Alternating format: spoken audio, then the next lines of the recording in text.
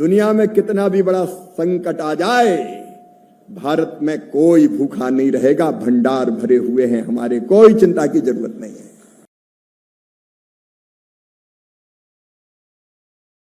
लेकिन दलहन तिलहन हमारे लिए चिंता का विषय। क्यों मंगाए बताओ? हम क्यों हम इंपोर्ट करें? हमारे किसान में सामर्थ्य है, हमारे पास योजनाएं हैं।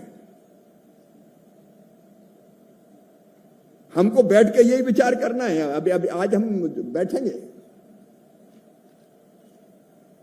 ग्रुप्स की बात पर 3 ग्रुप में बैठेंगे। उसमें दलहन तिलहन मिशन पर भी बात होगी, आत्मनिर्भरता कैसे। अलग अलग ग्रुप में बीच बीच में मैं भी बैठूंगा चुपचाप पीछे। सचिव भी बैठेंगे, डीजी भी बैठेंगे। हम खेती को ऐसे नहीं ले सकते कि मंत्री साहब आए और एक भाषण दिया और निकल लिए। हम प्राणपण से लगेंगे। बीच में मेरा एक वर्चुअल कॉन्फ्रेंस रूरल डेवलपमेंट के मंत्रियों के साथ है, बस बीच में उतनी देर के लिए मैं जाऊंगा।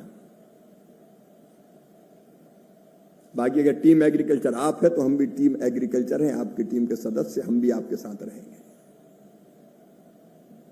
और मैं आप सबसे कह रहा हूं,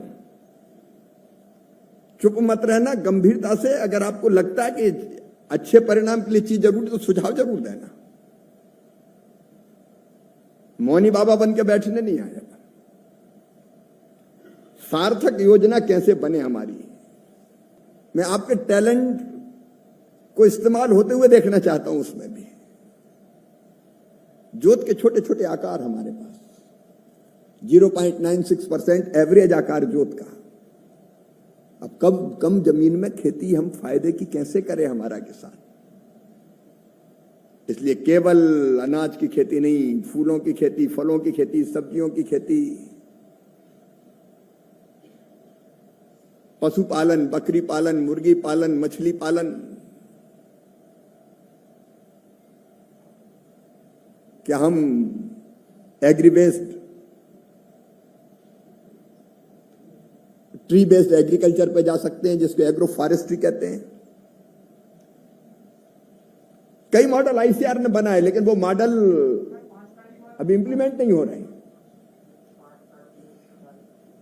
तो हम कैसे अलग अलग गतिविधियों में किसान को लगा पाए ताकि उसकी आमदनी बढ़े। भाई, अन्नदाता सुखी भवा। खाद्य सुरक्षा सुनिश्चित करना है, लेकिन उसकी भी तो हालत सुधारना है जो दिन और रात मेहनत कर रहा है। ये इंटीग्रेटेड फार्मिंग पे आपके विचार चाहिए मुझे। एक राज्यों को जिस पर काम करना है वो नकली पेस्टिसाइड,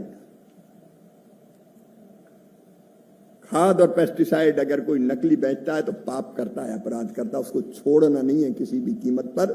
इसमें बड़ी भूमिका राज्यों की है। हम पहले भी मैंने कहा पेस्टिसाइड एक्ट, सीड एक्ट, इस पर तैयारी चल रही, सलाह मशवरा विचार विमर्श चल रहा है, वो भी लाएंगे। लेकिन हमारे पास जो आज मौजूदा व्यवस्था, उसके अंतर्गत गड़बड़ करने वाले को ठीक करने का काम हमको करना ही पड़ेगा।